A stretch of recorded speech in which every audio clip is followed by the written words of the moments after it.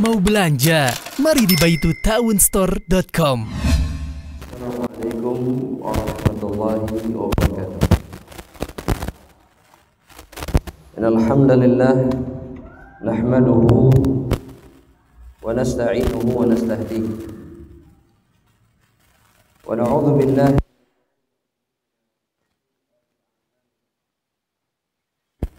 man yahdihillah fala mudilla lahu wa man yudlilhu fala hadiya lahu. Fa asyhadu an la ilaha illallah wahdahu la syarika lah wa asyhadu anna Muhammadan abduhu rasuluhu la nabiyya ba'dah. Faqala ta'ala ya ayyuhalladzina amanu ittaqullaha haqqa tuqatih wa la tamutunna illa wa antum muslimun. Ya ayyuhan nasu taqu rabbakumul ladzi khalaqakum min nafsin wahidah wa khalaqa minha zawjaha wa batha minhuma rijalan katsiran wa nisaa wattaqullaha alladzi tasaaluna bihi wal arham innallaha kana 'alaikum raqiba. Ya ayyuhalladzina amanu taqullaha wa qulu qawlan sadida yuslih lakum a'malakum wa yaghfir lakum dhunubakum wa may yuti'illaha wa rasulahu faqad faza fawzan 'azima. Fa amma ba'du ibadallah rahimani wa rahimakumullah. Tentunya rasa syukur kita kepada Allah Subhanahu wa ta'ala begitu besar atas limpahan kenikmatan demi kenikmatan kepada kita semuanya. Terkhusus kenikmatan hidayah kepada jalan-jalan Allah, petunjuk kepada sebab yang membuat kita kemudian selamat di dunia.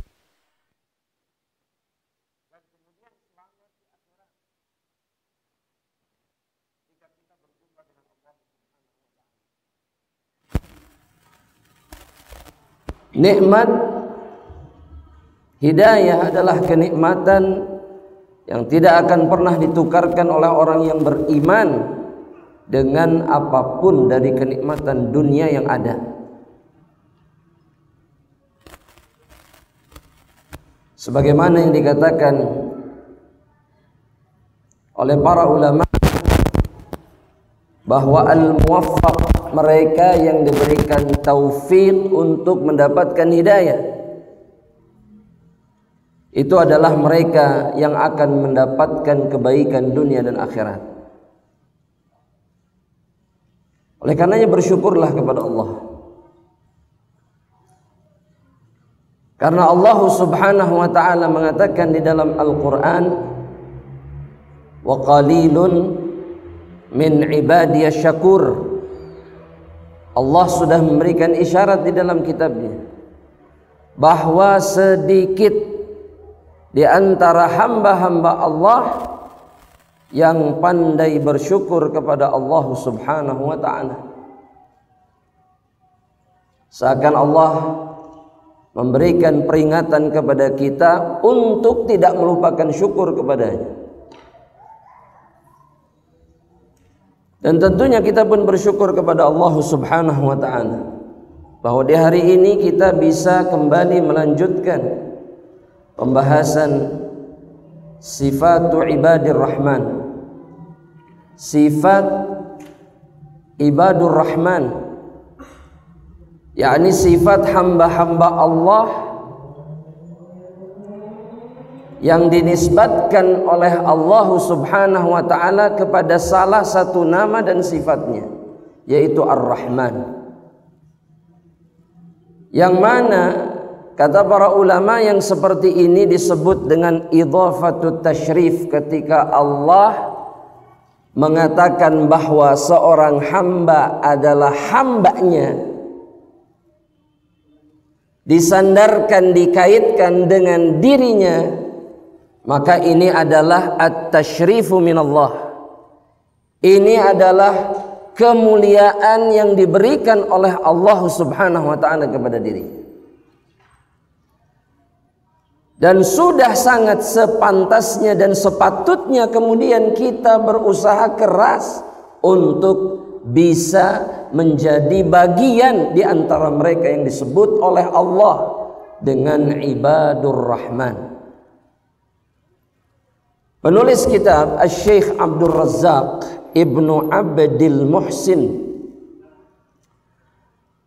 Al-Badr hafizahullahu ta'ala, di dalam poin yang pertama di antara sifat ibadur rahman, di mana Allah Subhanahu wa ta'ala mengatakan di ayat yang ke-63 dari surat Al-Furqan, Allah Subhanahu wa ta'ala mengatakan wa ibadur rahman, dan hamba-hamba Allah Ar-Rahman, alladzina yamshuna 'alal ardi hauna wa idza khatabahumul jahilun qalu salama. Ibadur Rahman adalah mereka-mereka yang jika berjalan di atas permukaan bumi, maka jalan mereka adalah jalan yang penuh ketawaduan kepada Allah Subhanahu wa ta'ala. Tidak ada kesombongan di dalam diri mereka, dan selalu berusaha menjaga kesucian diri dan jiwa mereka. Kemudian Allah Subhanahu wa ta'ala mengatakan wa idza khatabahumul jahilun, jika ada orang-orang jahil yang mengajak bicara kepada mereka, orang-orang jahil, yakni orang-orang yang tidak berilmu, ataupun seringkali diterjemahkan orang-orang yang bodoh. Yang dimaksud dengan kebodohan di sini tidak memiliki ilmu. Yang tidak berilmu maka dia bodoh. Bukan berbicara tentang kemampuan otak, bukan. Tapi ketika seseorang cerdas, dia bisa melakukan apa saja dari urusan dunia, namun kemudian dia tidak memiliki ilmu tentang Allah dan agama Allah dan nabinya Allah Subhanahu wa ta'ala, maka dia terhitung sebagai orang jahil. Dan jika ada orang-orang jahil, kata Allah Subhanahu wa ta'ala, mengajak berbicara kepada mereka, qalu salama, maka ibadur rahman ini akan membalas perkataan-perkataan tanpa ilmu dari mereka dengan ucapan salama, membalas dengan yang lebih baik dari apa yang diucapkan oleh manusia-manusia tersebut. Syekh Abdul Razzaq mengatakan fala yuqabilunal jahilin was-sufaha bimithli jahlihim was-safahihim. Kata Syekh, orang-orang yang jahil, yang tidak punya ilmu, was-sufaha, dan orang-orang yang safih. Safih itu artinya orang-orang yang lemah akalnya. Jadi jika kita memilih padanan kata untuk safih dalam bahasa Indonesia, maka padanan kata yang tepat adalah dungu, lemah akalnya. Lemah akalnya, tidak tahu mana yang baik, mana yang salah. Ini safih. Ini safih. maka mereka tidak dihadapi dengan perbuatan bodoh dan kedunguan yang sama. Jadi salah jika orang-orang berilmu menghadapi orang yang kurang akalnya dan kemudian tidak di atas ilmu dengan perbuatan yang semisal. Karena marah misalkan, karena emosi misalkan, merasa terhina misalkan, ibadur rahman tidak akan melakukan perbuatan yang semisal. Jadi kalau boleh dibahasakan, ini bukan sombong ya, tapi memang tidak sepadan antara orang yang berilmu dengan yang tidak berilmu, nggak sepadan. Kalau bahasa orang sekarang apa? Bukan tandingannya, bukan levelnya. Makanya aneh jika ada orang berilmu menanggapi perkataan orang-orang yang kurang akalnya. Ini bukan ibadur rahman dan ilmunya tidak ada manfaatnya. Gak perlu dibalas. Karena mereka yang membalas kebodohan orang yang tidak berilmu, mereka sedang menjatuhkan kehormatan dan kemuliaan mereka sendiri. Dan benar apa yang dikatakan oleh Syekh, jangan dihadapi dengan yang semisal. Kata Syekh, wa innama yu'riduna anhum, berpaling dari mereka, berpalinglah. Gak usah dilayani, tidak perlu dilayani. Wa yukhatibunahum bikalamin salim, dan kemudian mengajak berbicara mereka dengan perkataan, dengan ucapan yang selamat dari kebodohan dan keburukan. Salimin min hadhil afat, fayadfa'una al-isa'ah bil ihsan. Mereka, yakni ibadur rahman, itu membalas keburukan dengan kebaikan.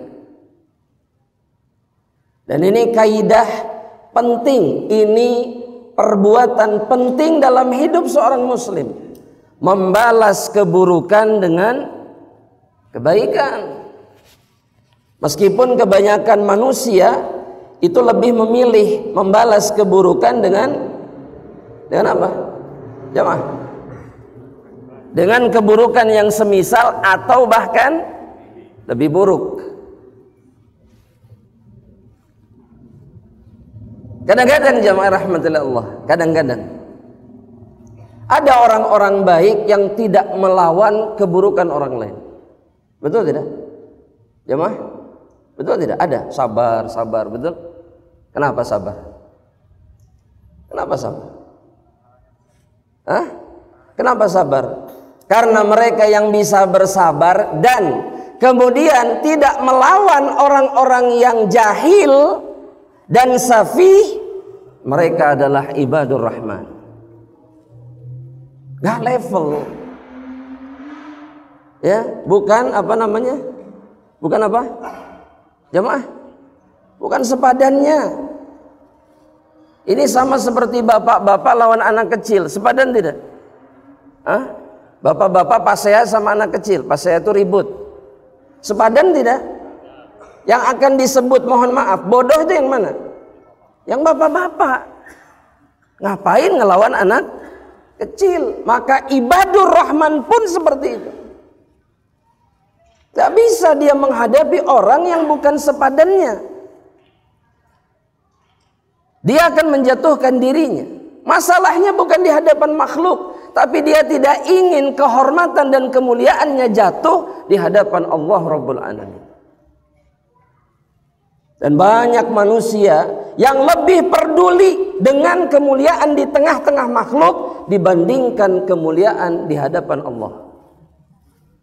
Gak ada manfaatnya, tidak ada kemuliaan jika kita hanya dimuliakan di dunia oleh makhluk, bukan oleh Allah. Gak ada kemuliaan. Tapi ketika seseorang mulia di sisi Allah, maka dunia dan akhirat akan dipenuhi oleh Allah dengan kemuliaan bagi hambanya.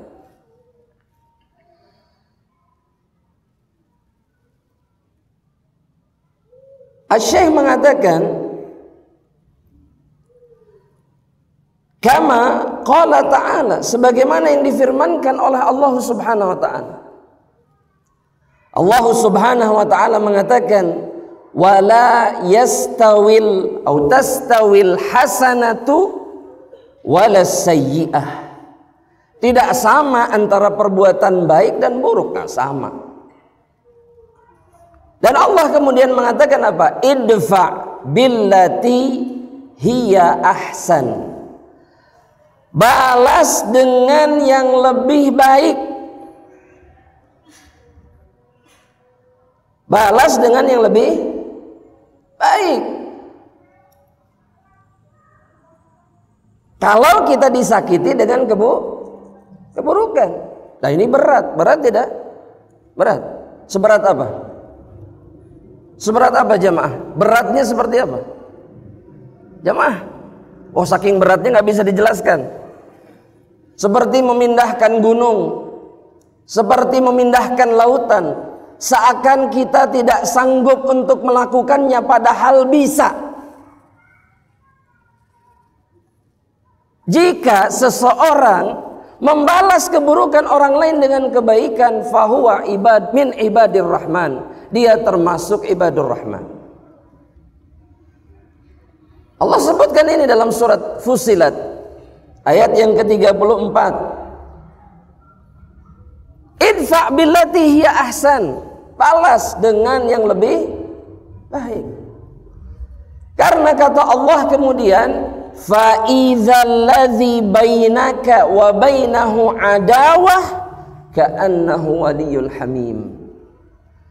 Karena jika engkau melakukan seperti itu, engkau dan yang memusuhimu itu akan kemudian Allah Subhanahu wa taala berikan kecintaan satu sama lain seakan-akan dia adalah sahabat yang karib bagi dirinya. Artinya gara-gara itu si zalim bisa sadar kalau si zalim ini juga hamba Allah. Karena banyak orang di masa ini itu ketika memusuhi orang lain dibalas dengan yang baik malah tambah zalim. Hancur. Hamba yang seperti ini akan menjumpai kehancurannya, tapi tidak dengan yang bersabar. Karena Allah lah yang akan menjadi penolongnya. Ya, makanya kalau lagi dizalimi orang terus ada yang bilang sabar, sabar. Terima jangan?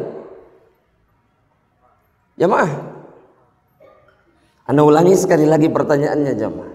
Kalau dizalimi orang ada yang bilang sabar, sabar, terima jangan? Terima. Sabar memang lebih baik. Tapi ngelawan juga boleh, boleh tidak? Hah? Boleh? Nah, ulangi sekali lagi. Ngelawan boleh tidak? Boleh. Ijma ini satu masjid. Ya, kenapa ngelawan boleh? Hah? Oh, membela kebenaran. Atau mungkin yang lebih tepat sebagaimana pengamalan hadis Nabi Muhammad SAW dalam hadis yang sahih riwayat Imam Bukhari, kata Nabi Muhammad SAW, unsur akhaka zaliman au mazluma. Tolonglah saudaramu zalim atau terzalimi. Kata para sahabat, menolong yang terzalimi kami tahu, tapi bagaimana caranya kami menolong orang zalim? Antamna'ahu min zulmihi, engkau cegah dia untuk terus berbuat zalim, hentikan. Jelas ya? Tapi kalau memilih sabar juga benar. Dan mereka adalah ibadur rahman. Kata Syekh Abdul Razak, fannasu yatafawatuna fi akhlaqihim. Manusia itu berbeda-beda dalam akhlaknya. Wa ta'amulatihim, dan dalam muamalahnya tawafawutan azima, dengan perbedaan yang besar. Kadang-kadang terlalu jauh antara satu manusia dengan manusia yang lain. Wal wajib 'alal muslim bihusni diyanatihi. Tapi yang wajib bagi seorang muslim jika agamanya baik, wa jamili akhlaqihi, jika akhlaknya baik, an yuttasafa bima dzakarahullah an ibadir rahman. Dia memiliki sifat yang disebutkan Allah tentang ibadur rahman. Fil ayatis sabiqah, dalam ayat sebelumnya. Fayuqabilul isa'ah bil ihsan wa yatawadha li ibadillah mahma kanat akhlaquhum. Dan tetap tawadhu kepada siapapun di antara hamba-hamba Allah, apapun perbuatan dan perilaku mereka kepada diri kita. Tidak mudah memang, karena ini hamba-hamba khususnya Allah. Sehingga iman diuji, kesabaran diuji. Apalagi zaman sekarang, zaman di mana manusia begitu mudahnya menzalimi orang lain, memfitnah orang lain, mencaci maki orang lain, menggibahi orang lain. Yang tidak punya aib saja jadi punya aib. Zaman sekarang itu gak ada aibnya, tapi dibuat aib baru. Betul tidak? Betul tidak? Dan manusia kemudian percaya, karena mereka tidak pernah tabayyun. Ini kezaliman. Kita hidup di zaman seperti ini. Tapi ibadur rahman tetap berada di atas jalan Allah. Jangan goyah, tetap di jalan itu. Karena engkau adalah hamba Allah yang spesial, yang khusus di sisi Allah. Wa yanbaghi, tapi kata Syekh, yanbaghi qabla dzalika an yasta'ina billah. Tapi ingat, ibadur rahman itu supaya bisa begitu, supaya bisa gimana? Membalas keburukan dengan kemudian tidak sombong, tawadhu. Maka dia sepatutnya, kata Syekh, yasta'ina billah, minta tolong kepada siapa? Kepada Allah, supaya gampang. Ya, kalau kita sendiri hampir mustahil bisa melakukannya. Ya, apalagi disakiti, betul tidak? Betul tidak? Iya. Tersakiti itu berat, betul? Betul? Sakit hati itu lebih pedih daripada luka. Luka apa? Tubuh. Luka sayatan di tubuh lebih pedih sakit hati itu. Makanya minta tolong sama Allah fi umurihi kulliha, dalam seluruh perkara. Wa an yad'uwahu an yahdiyahu li ahsanil akhlaq, dan minta sama Allah agar diberikan petunjuk kepada akhlak yang terbaik. Ada doanya dari Nabi Muhammad SAW. Ini disampaikan oleh Syekh dalam sebuah riwayat yang sahih, diriwayatkan Imam Muslim. Rasulullah sallallahu alaihi wasallam, beliau mengatakan, ihdini li ahsanil akhlaq. Ya Allah, berikan aku petunjuk kepada akhlak yang terbaik. Kemudian Nabi mengatakan, la yahdi li ahsaniha illa anta. Dan tidak ada yang bisa memberikan petunjuk kepada akhlak yang terbaik melainkan hanya Engkau, ya Allah. Izinkan saya bertanya, kapan terakhir kali kita berdoa dengan doa ini? Kapan terakhir kali?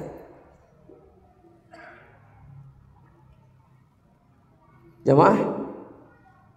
Jamaah? Atau pertanyaannya saya rubah, siapa yang baru pertama kali mendengar doa ini? Angkat tangan. Nah, ini yang nggak ngangkat tangan kenapa? Berarti hafal doa ini? Hafal? Yang hafal angkat tangan. Gak apa-apa jamaah, ana ini bukan seseorang yang akan menyantap antum. Tenang. Iya, menelan mentah-mentah enggak. Ana hanya sekedar bertanya, izinkan ana bertanya. Dan mohon dijawab. Kapan terakhir kali baca doa ini? Tadi tidak dijawab. Yang baru mendengar, ngangkat tangan. Yang sudah hafal, jadi dari awal ada yang tidak ngangkat tangan sama sekali. Taib. Izinkan ana berkesimpulan. Mungkin memang kita tidak pernah berdoa dengan doa ini. Terus berharap sama manusia untuk mereka mengatakan kepada kita, antum akhlaknya baik. Gak mungkin akhlaknya baik jika tidak pernah minta tolong sama Allah. Tidak mungkin. Berarti kita masih punya masalah dengan akhlak. Pasti. Sedangkan Nabi terus menerus berdoa dengan doa ini. Bayangkan coba, Nabi yang kata Allah, innaka la'ala khuluqin azim, engkau itu di atas akhlak yang besar Muhammad. Itu masih minta akhlak yang baik sama Allah. Bagaimana dengan kita jemaah rahmatullah? Dan hanya Allah yang bisa memberikan akhlak yang baik kepada kita. Itu kata Nabi. Dan kemudian Nabi Muhammad SAW mengatakan, wasrif anni sayyi'aha. Jauhkan dari diriku akhlak-akhlak yang buruk. Jauhkan ya Allah. Isrif itu artinya palingkan, jauhkan. Aku dari akhlak yang buruk. Dan Nabi kemudian mengatakan, la yasrifu anni sayyi'aha illa anta. Dan tidak ada yang bisa memalingkan diriku dari akhlak yang buruk kecuali engkau ya Allah. Hanya engkau. Agar kita bisa menghadapi keburukan dengan kebaikan. Agar kita bisa senantiasa tawadhu dan tidak pernah menunjukkan kesombongan kepada hamba Allah yang lainnya. Demi Allah, kita butuh ini. Kita butuh ini. Kita butuh akhlak yang mulia. Kita nggak bisa menyembunyikan akhlak buruk kita dengan pakaian. Demi Allah tidak bisa. Bau busuknya tetap akan tercium. Jika akhlak kita buruk, itu pasti.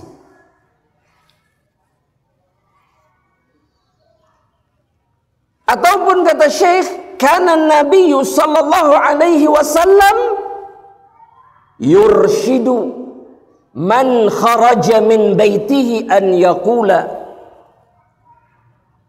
Nabi juga memberikan petunjuk bagi mereka yang kemudian keluar dari rumahnya. Jadi keluar rumah biasanya baca apa? Bismillah, tawakkalna. Cukup. Anda ulangi sekali lagi. Cukup tidak baca itu? Hah? Jamaah, Anda ulangi sekali lagi pertanyaannya. Cukup tidak? Kenapa tidak cukup? Ya jamaah, tolong dijawab. Tolong dijawab. Kenapa nggak cukup? Karena yang diajarkan Nabi bukan doa itu saja. Meskipun yang mengatakan bismillah, tawakkaltu 'ala Allah, ya, wala haula wala quwata illa billah, kata syaitan bilang sama teman-temannya, udah minggir kata syaitan. Minggir. Ya, bagaimana bisa kita mengganggu orang yang sudah dicukupkan oleh Allah, dilindungi oleh Allah dari gangguan syaitan? Waqad kufita wa wuqita. Engkau sudah diberikan perlindungan, dicukupkan urusanmu. Tapi Nabi tidak pernah meninggalkan kemudian doa yang lainnya. Yang dibutuhkan oleh ibadur rahman jika seseorang ingin menjadi ibadur rahman. Apa kata Rasulullah sallallahu alaihi wasallam? dalam hadis yang diriwayatkan oleh Al-Imam Abu Daud, At-Tirmidzi dan yang lainnya. Ini doa yang saya yakini mungkin masih banyak di antara kita yang belum mengamalkannya.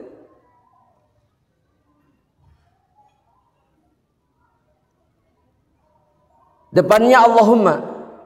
Depannya apa? Apa lanjutannya? Wah, terlalu general Ustaz. Allahumma banyak. Doa Allahumma banyak tidak? Banyak. Saya kasih clue-nya. A'udzubika. Lanjutannya Allahumma a'udzubika. Hah? Dapat bocorannya. Ya.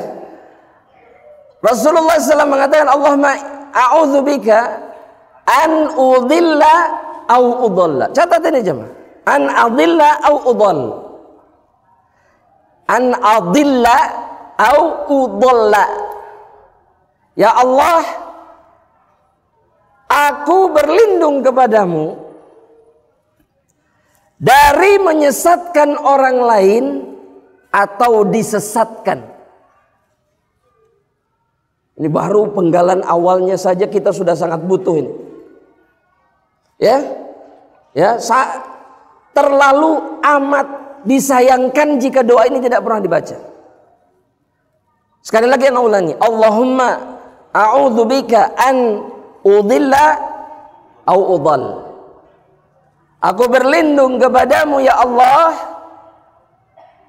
dari menyesatkan atau disesatkan. Kemudian yang kedua, au azilla au uzal. Aku juga berlindung kepadamu dari menggelincirkan orang lain atau digelincirkan. Ya. Jadi dari membuat orang lain tergelincir, maksudnya dalam keburukan. Jadi aunnya, jadi penolongnya syaitan. Ada banyak manusia seperti ini. Jadi penolongnya syaitan untuk menggelincirkan orang kepada kesalahan keburukan. Au uzal, atau aku yang digelincirkan. Aku berlindung kepadamu ya Allah. Kemudian kata Nabi Muhammad SAW, an azlima au udlam. Aku berbuat zalim atau aku kemudian yang dizalimi. Dan yang terakhir, Nabi Muhammad SAW mengatakan, au ajhala au yujhala alayya. Aku membuat orang lain bodoh atau membodoh-bodohi orang lain, atau aku yang dibodoh-bodohi. Maka siapa kemudian yang tidak mau berdoa dengan doa ini? Kalau dia orang yang beriman. Ini ketika keluar rumah jemaah. Doa yang sangat lengkap untuk menjadi benteng kita dari keburukan. Dan kita menjadi hamba Allah yang mulia. Jangan menikmati jadi orang-orang yang membolimi orang lain, membodoh-bodohi orang lain, menggelincirkan orang lain. Karena semuanya akan menjumpai pertanggungjawaban. Jangan jamaah. Cukup kita membawa bekal amal saleh. Adapun dosa tinggalkan. Cukup. Jangan hidup untuk membawa bekal dosa, karena kelak di akhirat hanya kebinasaan yang akan dia rasakan. Ya. Jadi orang mukmin itu harus jadi orang apa? Jamaah. Orang mukmin itu harus jadi orang apa? Jadi orang baik. Jadi orang saleh. Bukan jadi ahlul maksiyah, jadi orang zalim. Jangan berdalil bahwa iman bisa menyelamatkannya di hadapan Allah. Jangan. Iman itu bisa menjadi penyebab kita masuk surga. Betul. Tapi ingat, Allah akan mengazab kita karena dosa yang kita Masuk surga itu sebisa mungkin tanpa hisab, tanpa azab. Tanpa hisab, tanpa azab.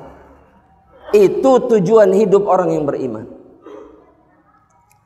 Kata Syekh, wa fi hadzal du'a al-mubarak, dalam doa yang penuh berkah ini, yang diberkahi oleh Allah, tahsin pakai shad, tahsinun, dia adalah benteng penjagaan lil abdi, bagi seorang hamba.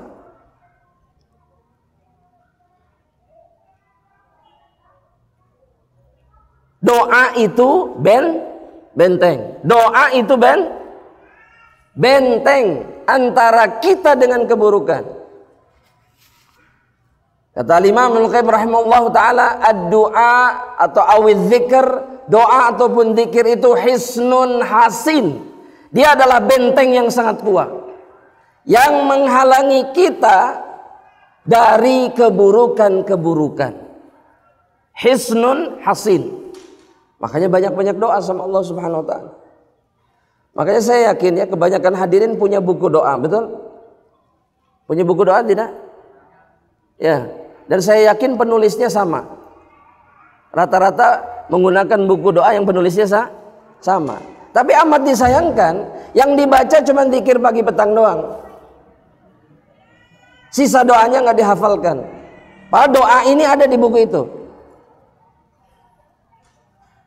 Ya, yang tebel, yang antum simpen di rak, yang dibaca cuma zikir pagi petang, sudah hafal, sudah disimpan di rak saja di situ, nggak dibuka-buka lagi. Padahal doa ini ada di situ. Ya, antum paham ya maksud saya apa ya?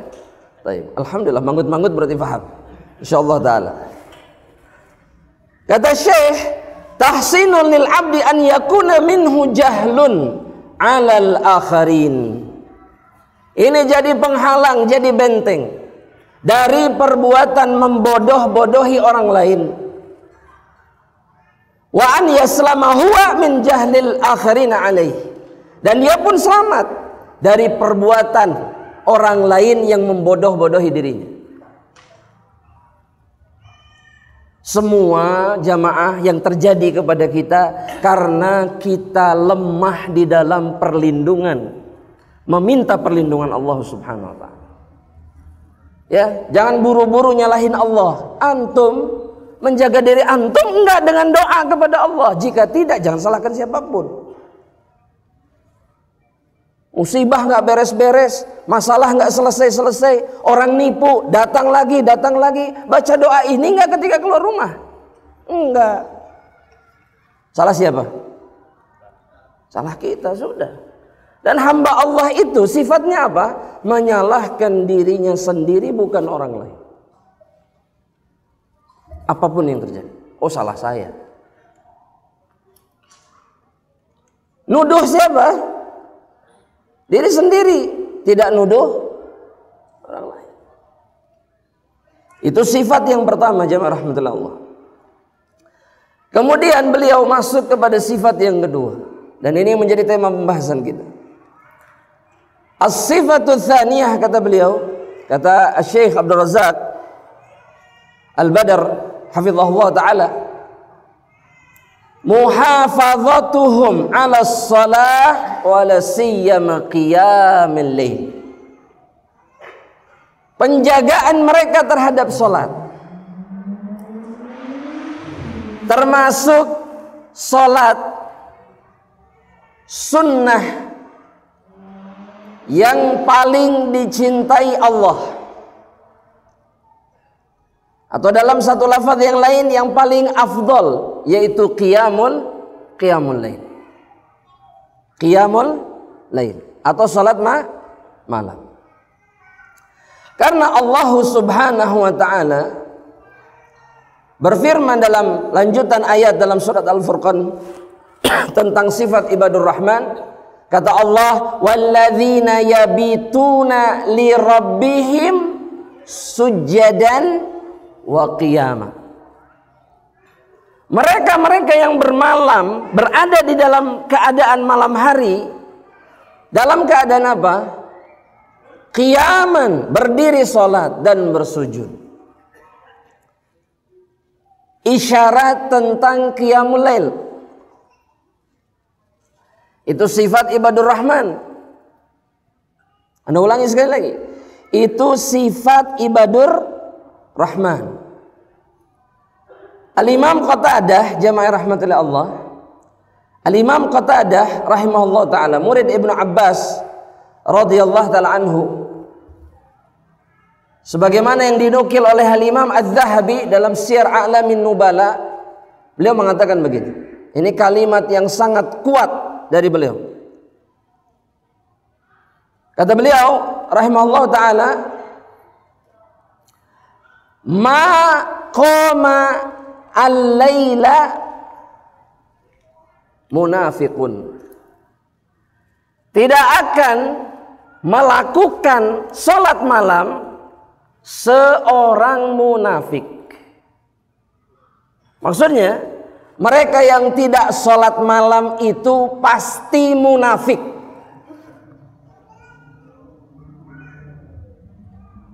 Pasti apa? Munafik. Kenapa jemaah? Kenapa bisa berkesimpulan seperti itu? Beliau rahimahullah ta'ala. Jemaah. Ya jemaah.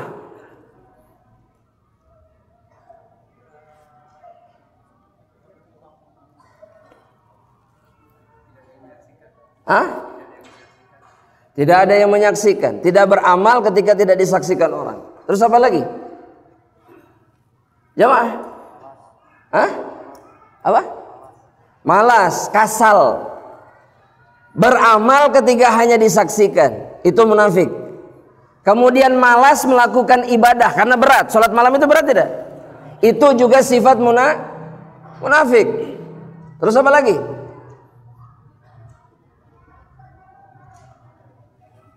Tidak menginginkan kebaikan yang dijanjikan oleh Allah, itu juga sifat munafik.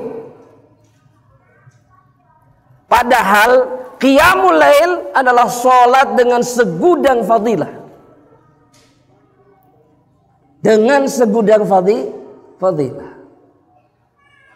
Makanya perhatikan, Nabi Muhammad SAW mengatakan dalam hadis yang sahih, "Athqalus sholati 'alal munafiqin." Salat yang paling berat untuk orang munafik itu salatul fajri wa salatul isya. Betul? Ini yang wajib nih. Yang wajib berat. Apalagi yang Jadi sudah pasti salat lail itu tidak akan dilakukan oleh orang munafik. Yang wajibnya saja dia berat, bahkan pura-pura ketika ke masjid itu. Datang terakhir, pura-pura itu pula. Bukan karena uzur. Ya jangan begini, oh datangnya terakhir munafik. Bukan begitu. Gak serta-merta. Kadang-kadang ada uzur. Kadang-kadang komatnya kecepatan. Betul tidak? Kadang-kadang mau berangkat ada panggilan alam. Kalau bahasanya kan begitu. Aduh gak bisa ditahan, harus ke kamar mandi. Tapi orang munafik itu paling sulit untuk melakukan sholat-sholat tersebut, termasuk qiyamul lail. Makanya Al-Imam Ahmad itu tidak menerima persaksian orang yang tidak pernah sholat witir di malam hari. Kalau dia jadi saksi di pengadilan ditolak. Kamu suka sholat witir nggak? Kalau di sini nggak akan pernah ditanya kan? Sholat tahajud nggak? Nggak akan. Oleh hakim nggak akan ditanya. Tapi di zaman itu, di masa di mana hukum Islam yang tegak, maka yang ditanya sebagai saksi, kamu suka sholat witir atau tidak? Sholat malam atau tidak? Kalau enggak, pergi. Ganti yang lain. Karena sholatul lail adalah tanda kebaikan iman seseorang. Cuman pasti begini kan, Ustaz, qiyamul lail gimana? Apa harus di sepertiga malam terakhir? Ya? Atau bolehkah kemudian saya melakukannya setelah sholat isya? Ana mau tanya sekarang, bagaimana Nabi melakukannya? Coba jawab. Qiyamul lail. Dijawab jamaah, Nabi bagaimana melakukannya? Sepertiga malam Jawabannya, Nabi melakukannya di awal malam di pertengahan malam, dan di sepertiga malam terakhir. Semuanya dilakukan sama Nabi. Hanya saja kata para ulama, belakangan di masa kehidupannya beliau sholat lebih sering di sepertiga malam terakhir. Karena sepertiga malam terakhir ini waktu yang paling utama untuk qiyamul lail. Sekaligus waktu yang paling berat. Betul? Betul? Betul. Nabi Daud alaihi salam itu bangun di pertengahan malam, sholat di sepertiga malam, dan tidur di seperenam malam. Dan merupakan sunnah, habis qiyamul lail itu tidur sejenak. Jamaah. Kalau habis qiyamul lail sunnahnya apa? Tidur sejenak. Oh, nggak bisa Ustaz. Anda tidur sejenak, subuh duha nanti saya sholatnya. Betul tidak? Iya. Kalau memang begitu keadaannya, tahan. Tapi sunnahnya tidur sebentar. Karena Nabi yang melakukan. Dan alasannya apa? Agar kita kemudian ketika sholat subuh tidak ngelantur baca Qur'annya. Ya, lihat aja kalau subuh begini, yang goyang, yang anggut-anggutan, setengah sadar sholatnya. Ya, karena enggak qiyamul lail. Bayangkan coba, qiyamul lail kayak gitu. Apalagi kalau qiyamul lail. Wassallallahu salamatu wal afiyah. Ya, semoga Allah jaga kita semuanya. Makanya Allah jadikan perkara yang satu ini sebagai sifatu ibadir rahman. Asy-Syaikh hafizahullah ta'ala mengatakan, wa min sifati ibadir rahmani dhahirah. Perhatikan, di antara sifat ibadur rahman yang zahir, yang kelihatan sama mata, sifat mereka ini bisa dilihat, mereka qiyamul lail atau tidak. Kata beliau adalah muhafadzatuhum ala ada'is shalah, penjagaan mereka dalam pelaksanaan salat, allati hiya a'zamu a'malil badaniyah, di mana salat itu adalah amalan badan yang paling besar, yang paling salat. Bukan sodakoh, bukan kemudian yang lainnya, senyum, salam, bukan. Salat yang terbaik. Salat. Kalau salatnya buruk, sisa amalnya pasti buruk. Itu yang dikatakan Allah kepada para malaikat. Ya, lihat catatan amalnya. Salatnya bagus enggak? In saluhat saluhasairu amalihi. Jika baik, maka sisa amalnya pasti baik. Kuncinya sholat. Ini sholat secepat kilat. Ya, bacaannya wallahu a'lam. Terus mau jadi orang soleh, nggak bisa. Pastikan dia tidak akan pernah jadi orang soleh. Karena tolak ukurnya sholat. Tolak ukurnya apa? Sholat. Kata Syekh, fardhan wa nafla, baik itu sholat wajib atau sholat sunnah. Yang biasanya kita perhatikan sholat yang mana?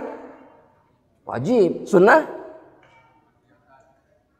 Sunnah nggak kelihatan karena nggak dikerjakan.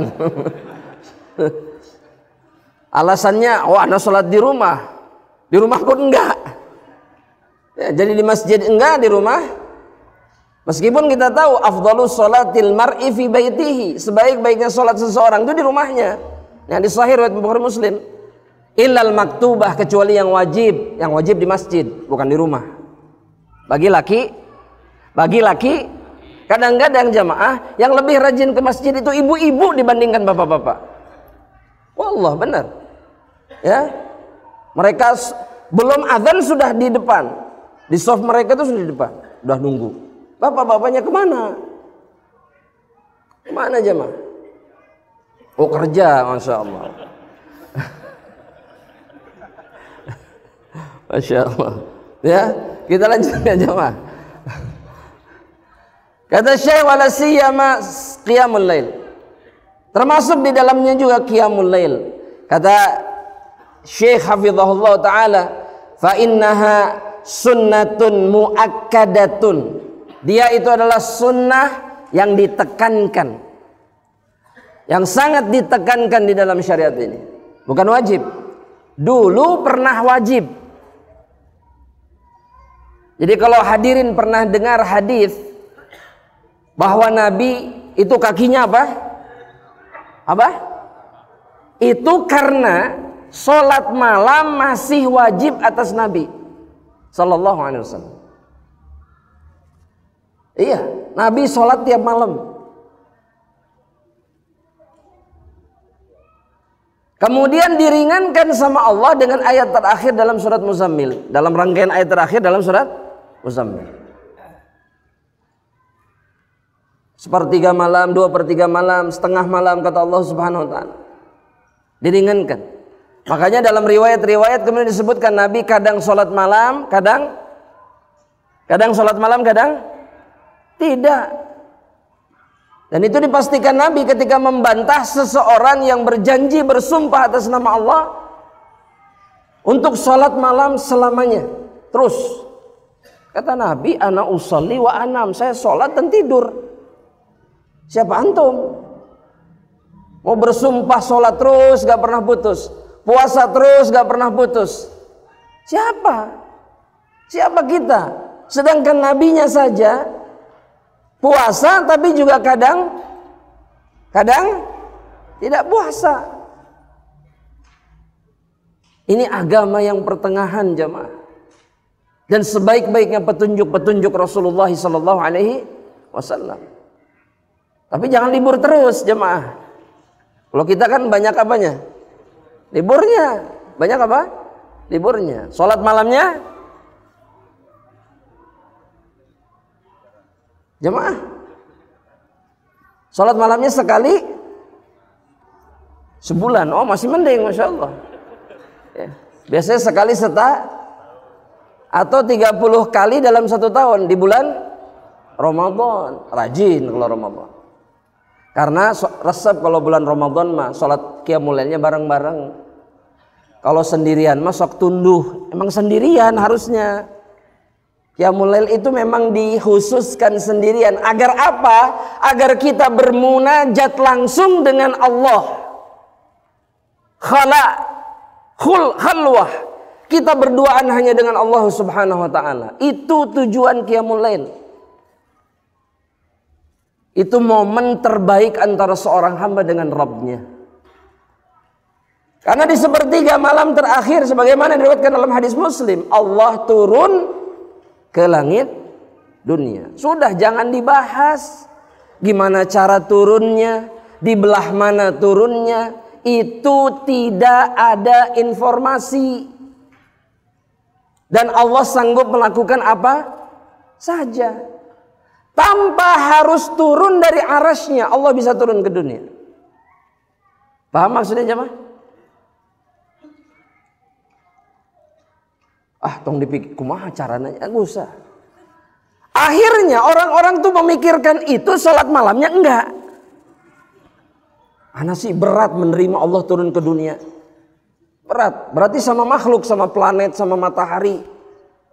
Tapi qiyamul lailnya enggak.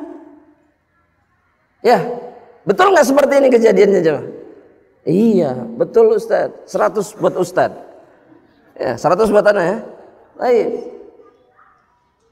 Jangan sampai kita tertipu oleh syaitan. Demi Allah, kita ini diakal-akali syaitan. Terus akhirnya tidak beramal.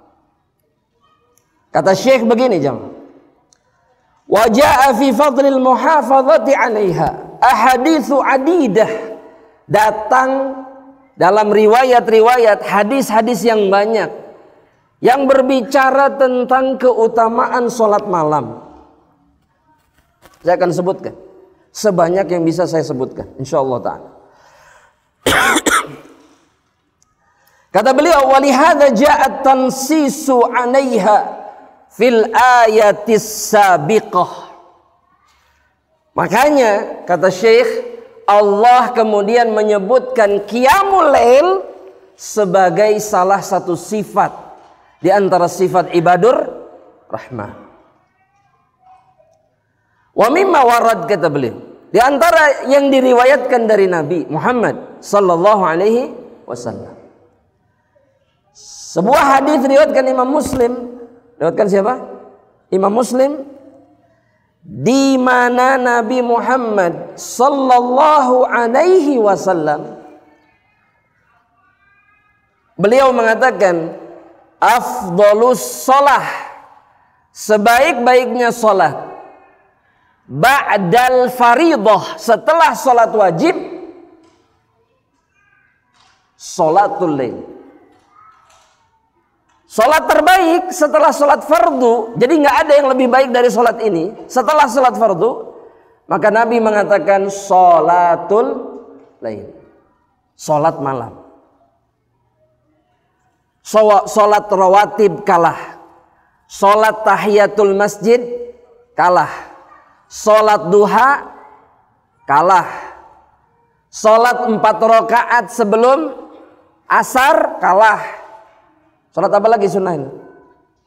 Salat syuruk, itu yang biasanya dipertahankan oleh sebagian saudara-saudara kita. Habis subuh nggak kemana-mana, di masjid duduk sampai meninggi mataharinya, kemudian itu namanya salat apa? Pahalanya apa? Haji. Dapat pahala haji. Tapi tidak akan pernah mengalahkan keutamaan, kemuliaan salat malam atau qiyamul lail.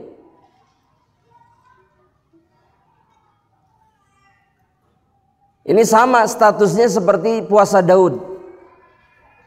Kata Nabi, la afdhala min dzalik, kepada seorang sahabat yang mengatakan, minta saran puasa sunnah. Berapa hari sekali saya harus puasa sunnah? Dia menyebutkan beberapa perkara sampai akhirnya dia mengatakan begini, saya mau puasa 1 hari, kemudian berbuka 1 hari. Kata Nabi, itu puasanya Nabi Daud, dan tidak ada puasa yang lebih baik dari ini. Ya, nah qiyamul lail juga sama. Ana mau tanya jamaah, apa syarat qiyamul lail? Saya kasih pilihan. Pertama, apakah tidur? Apakah tidur? Bukan syarat. Bukan syarat. Antum begadang sampai 1/3 malam terakhir kemudian sholat, sah.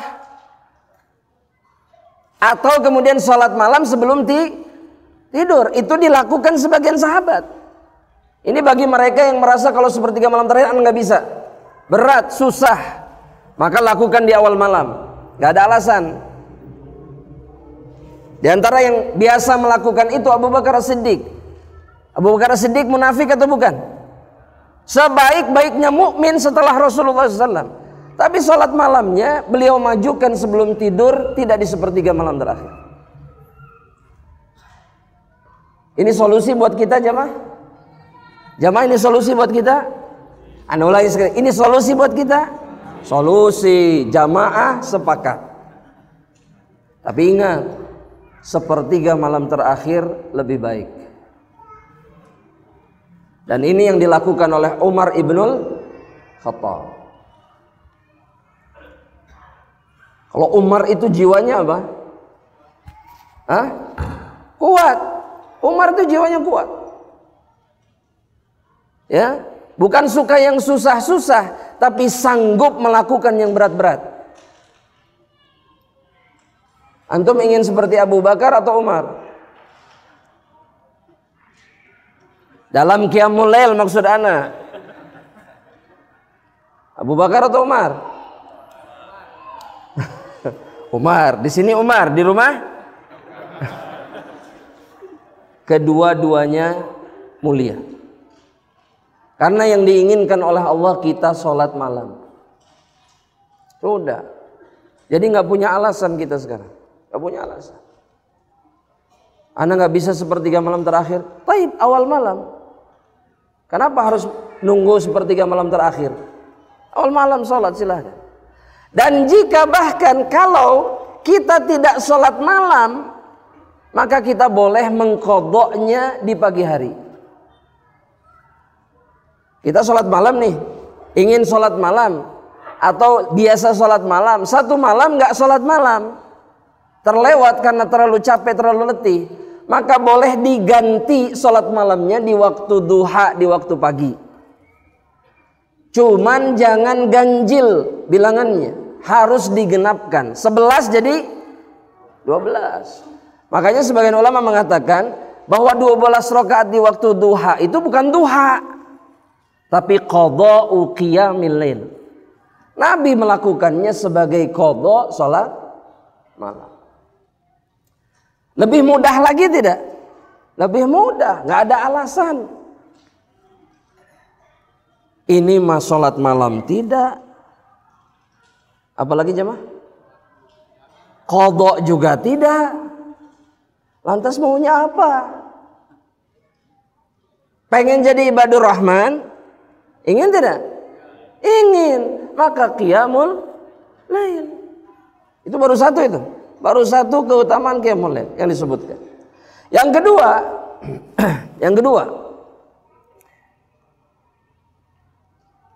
hadis ini diriwayatkan oleh Al-Imam At-Tirmidzi dan disahihkan oleh para ulama muhadditsin.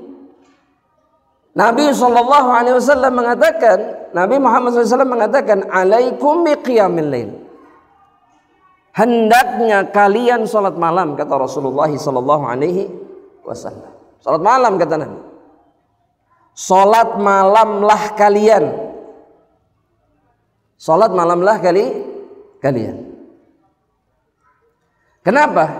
Apa alasannya kita harus salat malam, kata Rasulullah sallallahu alaihi wasallam?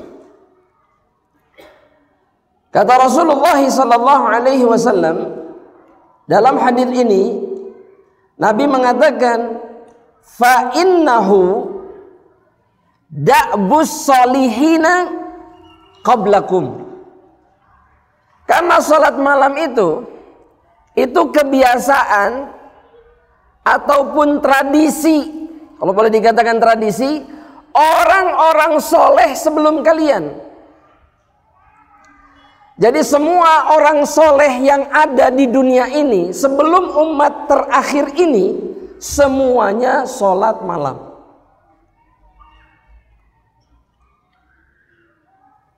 Dan kita itu punya kewajiban jemaah, menyerupai orang-orang yang baik. Punya kewajiban tidak? Punya kewajiban tidak? Agar apa? Agar di akhirat kita digabungkan bersama mereka. Semua orang soleh itu sholat malam. Yang kedua, kata Nabi, kenapa harus sholat malam? Huwa qurbatun ila rabbikum. Apa artinya? Qurbah. Dia itu taqarrub, amalan yang mendekatkan diri kalian kepada Rabb kalian. Itu qiyamul lail. Kan selama ini kita mencoba dekat sama Allah, betul? Caranya yang paling kuat, di antara yang paling kuat, qiyamul lail. Kalau ingin dekat dengan Allah Subhanahu wa taala, qiyamul lail. Itu baru berapa?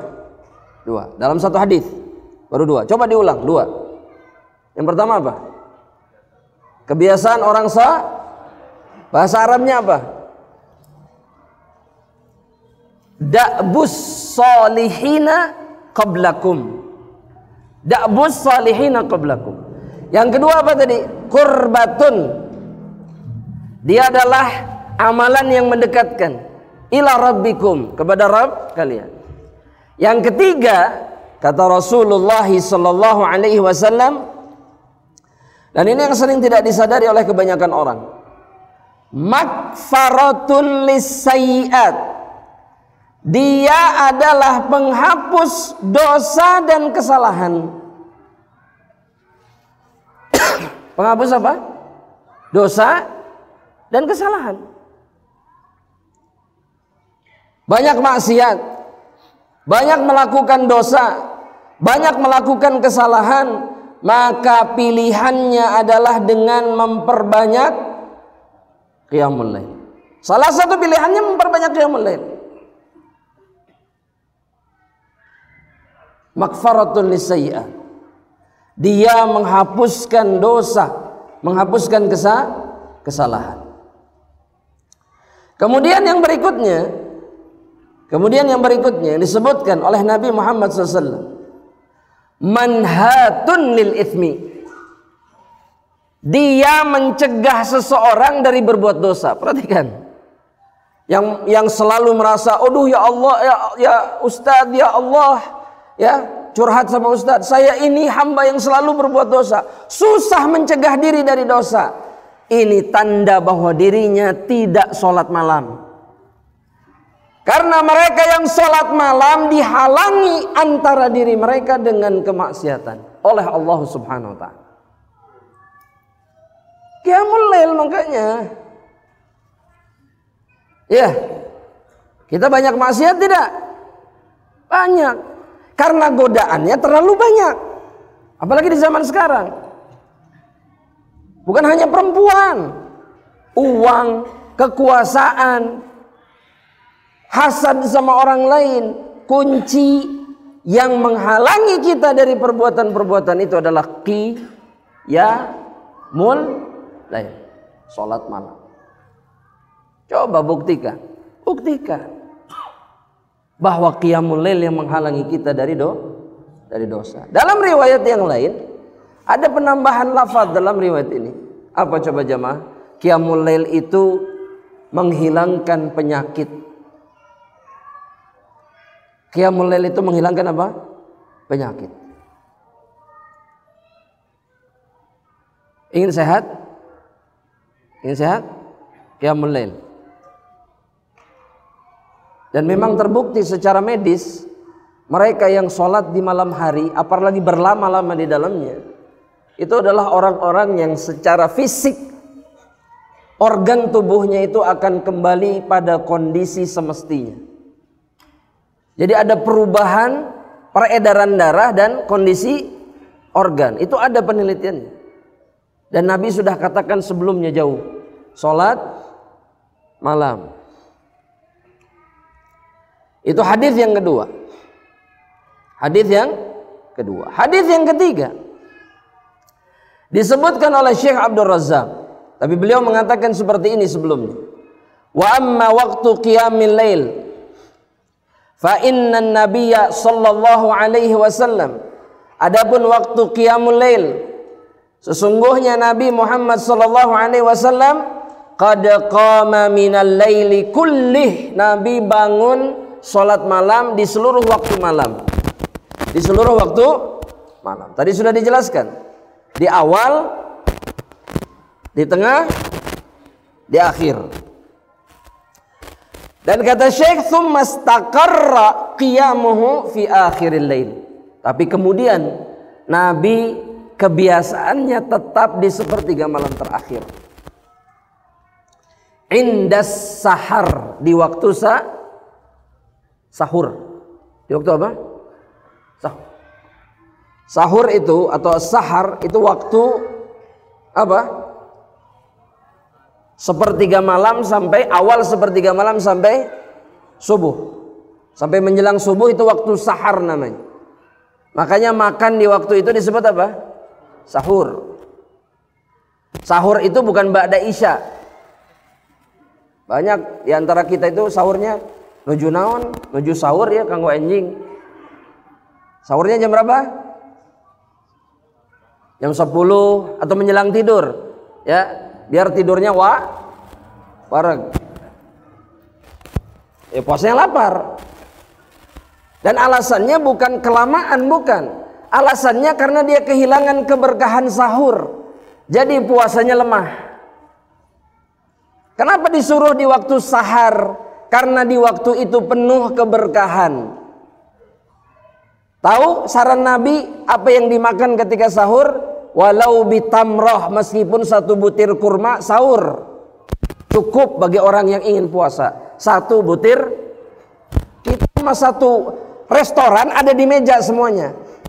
Masih lapar. Karena hilang keberkahannya. Hilang keberkahannya. Kita lanjutkan apa kata Syekh.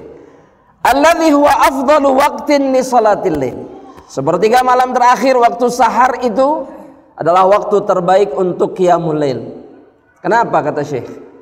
Fa innahu waqtu nuzuli rabbil alamin ila sama'id dunya. Karena itu adalah waktu turunnya Allah ke langit dunia. Dan ini mujma'un alaih, kata para ulama akidah. Ini disepakati oleh seluruh ulama umat ini, bahwa Allah sepertiga malam terakhir itu turun ke langit dunia. Setiap malam, jamaah setiap malam. Tapi Ustadz, di sini malam, di Amerika siang. Gimana?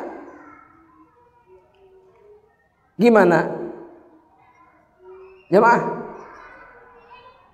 Ya nggak gimana-gimana. Masalahnya di mana? Gak ada masalah. Dan Allah itu memang tidak boleh dicerna dengan karena nggak akan pernah bisa dicerna sama akal. Pernah ketemu dengan Allah? Gak pernah. Tahu wujud Allah yang sebenarnya? Gak tahu juga. Tahu kemampuan Allah yang sebenarnya? Gimana cara kita menilai sosok zat yang kita imani tapi memang kita tidak tahu banyak tentang dirinya? Allah cuma membagikan sedikit. Maka cukuplah kita mensifati Allah dengan apa yang dikabarkan oleh diri. Titik. Allah turun-turun ke langit dunia. Kapan? Setiap malam. Di malam mana saja di belahan bumi mana Allah turun. Jangan diserupakan dengan makhluk. Jelas ya? Karena Nabi Muhammad SAW, beliau bersabda dalam sebuah hadis yang sahih riwayat Imam Bukhari Muslim, kata Syekh, yanzilu Rabbuna tabaraka wa ta'ala, Rabb kita tabaraka wa ta'ala turun kulla lailah, setiap malam, ilas sama'id dunya, ke langit dunia. Hina yabqa thulutsal lail, ketika tersisa sepertiga malam dalam setiap malam. Jadi momen turunnya Allah ketika sepertiga malam terakhir. Itu momen di mana kebanyakan dari kita terlelap, nyenyak, tidur enak. Nanti saya akan sebutkan satu hadis yang lainnya yang enggak ada di kitab, bahwa mereka yang bangun malam itu membuat Allah kagum dan Allah mengabarkan bahwa mereka berhak masuk surga. Kenapa? Karena mereka yang bangun untuk sholat malam adalah mukmin sejati. Di sepertiga malam terakhir. Kita selesaikan dulu hadis ini. Yaqul, ketika turun ke langit dunia, Allah berfirman, Allah berkata, ya, Allah mengatakan ini ketika turun. Yang pertama yang dikatakan oleh Allah, man yad'uni fa astajiba lahu, siapa yang mau berdoa kepadaku sehingga aku menjawab doanya. Kata Allah Subhanahu wa ta'ala, siapa yang mau?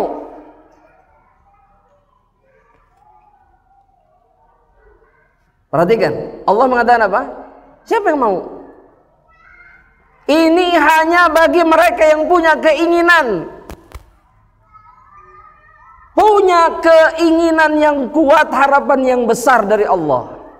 Makanya Allah bilang, barang siapa di antara kalian yang berdoa di waktu itu, fa'astajib lahu, maka aku akan berikan jawaban atas doanya. Ini bagi mereka yang merasa hidupnya butuh pertolongan Allah Subhanahu wa ta'ala, maka qiyamul lail adalah kesempatan Anda agar doa diijabah oleh Allah. Itu yang pertama. Yang kedua, jamaah rahmatillah Allah Subhanahu wa ta'ala, man sa'alani fa'utiyah, siapa yang mau minta kepada diriku. Bedanya dengan doa tadi, doa itu bisa saja mendoakan orang, tapi kalau soal itu untuk diri sendiri, minta untuk dirinya. Fa'utiyah, aku berikan permintaannya. Mau apa?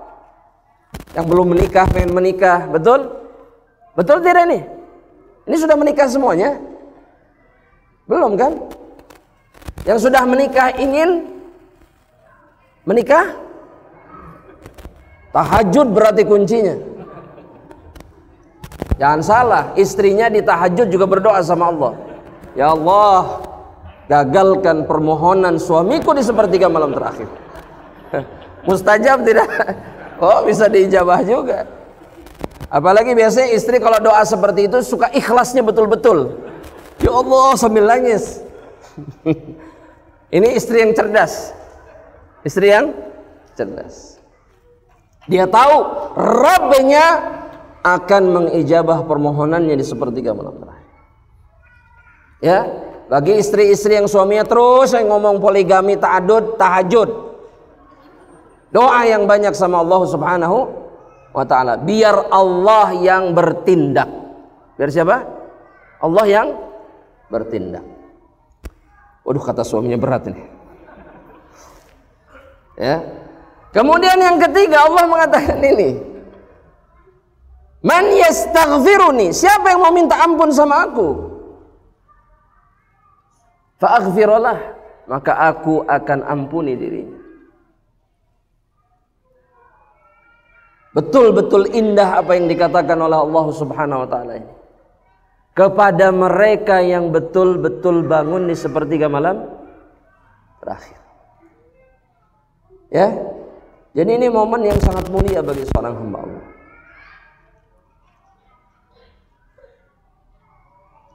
Maka kata Syekh, fayanbaghi likulli 'abdin nasihin li nafsihi an yahrissa 'ala an yakuna lahu hadzun min salatil lail.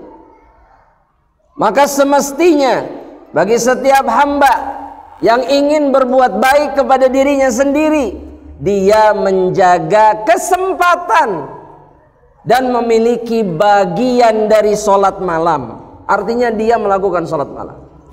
Walau bi raka'atin qalilah, meskipun dengan rakaat-rakaat yang sedikit, 11 kebanyakan, lakukan sedikit, cukup. Yang penting salat, liyanala hadzal fadlal kabir, agar mendapatkan keutamaan yang besar. Kita lanjutkan, ini akhir dari penjelasan beliau dalam poin yang kedua. Fahadha huwa sya'nu ibadir rahman ma'as salatil lail. Inilah keadaan ibadur rahman dengan salat malam. Ta'abbudan wa munajatan wa khudu'an wa khusyu'an lillah fi sujudihim wa ruku'ihim wa qiyamihim. Mereka itu beribadah, bermunajat, menundukkan diri mereka kepada Allah dalam sujud mereka, rukuk mereka, dan berdirinya mereka di dalam salat malam. Itulah ibadur rahman. Fa idza kanat hadhihi haluhum fi salatil lail allati lam yaftariduha Allah alaihim, dan ini nasihat terakhir dari beliau, kalau ini keadaan ibadur rahman dengan salat sunnah, dengan qiyamul lail, seperti ini penjagaan mereka, kuat, sujud berdiri setiap malam sebisa yang mereka lakukan, Maka bagaimana, kata Syekh, fa kaifa sya'nuhum ma'as salawatil khams? Bagaimana keadaan mereka dengan salat 5 waktu? Kalau salat sunnahnya saja seperti, maka salat wajibnya pasti lebih kuat. Dan jangan tertipu dengan mereka-mereka yang suka salat tahajud tapi kemudian salat wajibnya kacau balau. Banyak duha nggak pernah lewat, tapi sholat 5 waktu selalu lewat. Buat apa? Apa gunanya? Nggak ada. Karena yang terbaik bahkan dari qiyamul lail itu sholat apa? Sholat 5 waktu. Karena kata Syekh, 5 waktu ini hiya a'zamu arkaniddin ba'da syahadatain. Karena dia adalah rukun Islam yang terbesar setelah syahadat, itu sholat 5 waktu. Maka kata Syekh, la syak, gak ada keraguan, annahum alaiha asyaddu hirsan wa muhafadzatan, pasti lebih menjaga, lebih bersemangat. Wallahu ta'ala alam bisawab. Dan tadi saya berjanji menyebutkan satu hadis yang lainnya, ya, hadis yang hasan diriwayatkan oleh Imam Al-Baihaqi, di mana Allah, kata Nabi Muhammad SAW, ada 3 jenis manusia yuhibbuhumullah, yang dicintai sama Allah. Yadhaku ilaihim, Allah mentertawakan mereka, bukan merecehkan tapi bangga. Kita kan kalau bangga tertawa, betul? Bahagia. Wa yastabshiru bihim, dan Allah mengabarkan kabar gembira kepada mereka dengan surga. Ada 3 macam orang.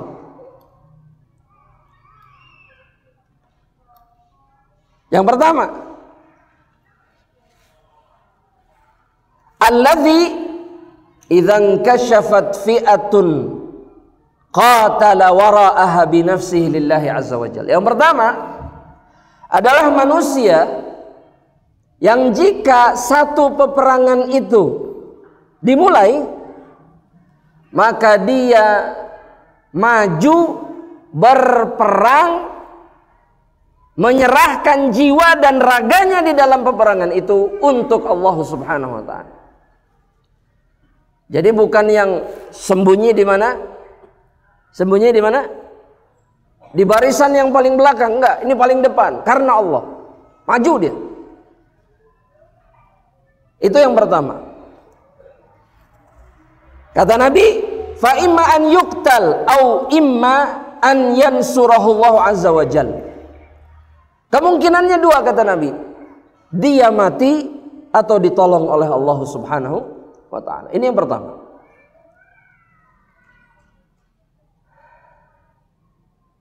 Yang kedua, walladzi lahu imra'atun hasna,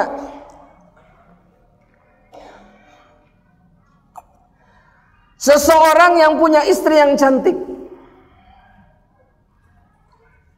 wa firashun layyin, dan kasur yang enak.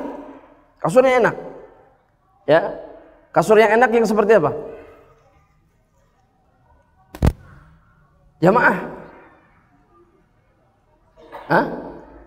Yang empuk, yang enak, yang nyaman, teu nyeri cangkeng, gak sakit pinggang, gak sakit. Ini enak, nikmat dipakai tidur, sudah, ya. Punya istri cantik, perhatikan, kasurnya enak dipakai tidur. Ini isyarat bahwa orang itu, biasanya manusia yang seperti itu keadaannya, tidurnya pastinya sudah malas bangun, sudah. Tapi kata Nabi, fayaqumu minal lail, tapi dia kemudian bangun malam.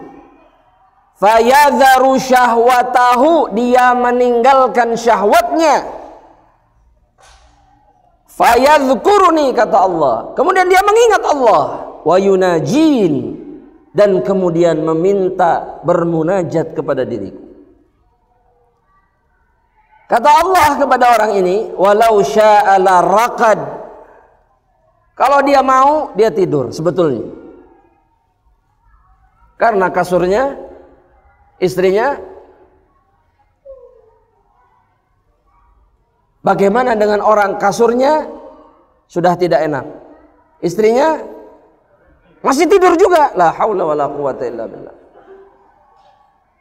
Artinya potensi dia untuk terlalaikan nggak ada, tapi dia tetap tidur. Ini manusia yang sangat buruk keadaan. Ya, nasallallahu alaihi wasallam. Dan yang terakhir, yang berapa? Yang ketiga, walladzi yakunu fi safarin, orang yang ada di dalam perjalanan safar, wa kana ma'ahum rakab, dia bersama rombongan, fasaharu, rombongan ini begadang, wa nasabu, mereka beraktivitas sampai capek, thumma haja'u, tapi kemudian di akhir mereka tidur. Jadi sudah capek begadang. Ini seperti orang-orang di zaman kita juga sama, masih terjadi begadang, melakukan ini dan itu, di detik-detik terakhir di akhir malam tidur, betul tidak? Ya. Tapi orang yang ketiga ini yang dipuji sama Allah, Allah bangga kepada dirinya, yang Allah janjikan surga untuk dirinya, faqama fis sahar, tapi orang ini sudah safar, sudah capek, tapi dia masih bangun untuk melakukan qiyamul lail. Fi sarra'in aw dharra, baik keadaannya enak atau tidak enak. Mungkin sebagian dari kita mengatakan, kan gak wajib, gak disunnahkan qiyamul lail, betul tidak? Kalau safar, kan ada satu qiyamul lail yang tidak pernah tinggalkan oleh Nabi, witir. Witir itu dilakukannya kapan? Yang afdol, sepertiga malam terakhir. Ya, masih ada. Tentunya bagi mereka-mereka yang memiliki iman yang kuat untuk melakukannya. Dan mudah-mudahan kita di antara mereka insyaallah. Amin. Nah, itu penjelasan terakhir insyaallah taala jamaah rahmatullah dalam pertemuan di pagi hari ini. Nah, ini mau dijawab. Baik. Barakallahu fiik. Kita jawab pertanyaan yang sudah hadir. Mohon maaf pertanyaannya sebanyak ini. Saya dari awal minta maaf dulu jika tidak sampai terjawab semuanya. Ya. Bukan saya pilih kasih, tapi karena memang kita dibatasi oleh waktu. Wallahu taala alam. Ini pertanyaan di luar tema. Beliau mengatakan, saat ini saya sedang mengalami trauma masa kecil atau mental. Terkadang saya merasa gagal dalam segala hal, baik menjadi istri, menjadi anak dan menantu, bahkan sempat ingin mengakhiri hidup. Mohon nasihatnya agar saya istiqomah serta dapat mengalami kehidupan seperti muslimah dan para istri salehah yang lainnya. Yang pertama, dekatkan diri kita dengan Allah Subhanahu wa taala. Ya. Jika kita merasakan penderitaan hidup, maka satu-satunya tempat yang menjadi tempat kita berlabuh, tempat kita meminta tolong, itu hanya Allah. Jangan kemana-mana. Jangan pergi ke psikiater, psikolog, apapun namanya. Jangan, ke Allah yang menggenggam jiwa dan hati kita. Itu yang pertama. Yang kedua, seorang muslim atau muslimah itu tidak boleh merasa hina, merasa rendah, merasa gagal. Gak boleh. Kenapa? Karena menjadi muslim atau muslimah itu sudah mulia di dunia dan di akhirat. Tapi ini trauma masa kecil. Mau sampai kapan kita kemudian terkungkung oleh kenangan masa lalu? Bukankah sifat orang yang beriman itu, jamaah rahmatillah Allah, dia tidak takut dengan apa yang akan terjadi, dan dengan masa lalunya dia tidak pernah bersedih. Apa yang terjadi takdir Allah, dan apa yang belum terjadi tidak pasti sama seperti sebelumnya. Lantas apa yang harus dikhawatirkan? Apalagi jika penanya punya suami yang baik, punya mertua yang baik, punya anak-anak yang soleh dan solehah, berbahagialah, itu kenikmatan Allah atas dirinya. Sudah, jangan urusi kebahagiaan orang lain. Saya kenapa nggak sama seperti si fulana? Nggak sama, hidup itu tidak sama. Masing-masing membawa takdir masing-masing. Yang terpenting kita bahagia dengan orang-orang terdekat kita di dunia dan kelak di akhirat. Jadi jangan mohon maaf ya, bukan menikmati kesedihan, tapi jangan berkutat dengan kesedihan terus. Dan berdoalah kepada Allah. Banyak doa untuk menghilangkan perasaan-perasaan seperti ini. Betul tidak? Allahumma inni a'udzubika minal hammi wal hazan. Atau doa yang lainnya, Allahumma inni abduk wabnu abdik wabnu amatik nasiyati biyadik madin fiyya hukmuk, dan seterusnya. Itu doa untuk menghilangkan kesedihan, masalah dalam hati. Baca doa-doa ini. Kalau punya buku yang saya bilang tadi, ya, yang penulisnya sama, bukunya tebalnya segini, di buku itu ada. Baca silahkan, ya.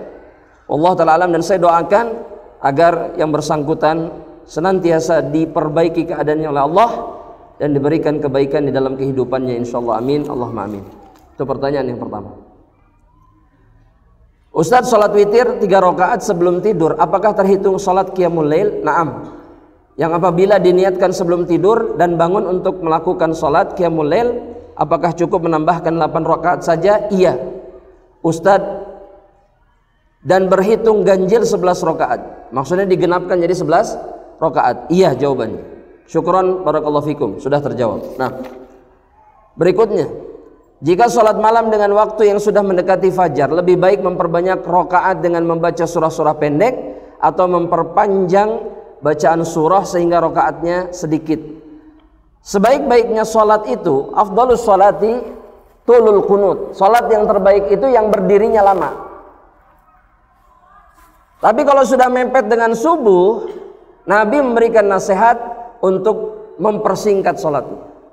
Kalau sudah mepet, jadi sudah terdengar suara di masjid, 10 menit lagi, 5 menit lagi mau adzan subuh, sudah lakukan sholat yang ringkas, yang Tapi jika punya waktu, maka yang lebih baik itu adalah yang panjang berdirinya, bukan yang banyak Makanya Nabi tidak pernah lebih dari berapa? Dalam satu riwayat 11, dalam riwayat yang lain 13. Ya, wallahu ta'ala alam bishawab. Nah, pertanyaan berikutnya. Ustadz, bagaimana jika seseorang menjaga sholat malam, namun ia masih sering tergelincir dalam kemaksiatan?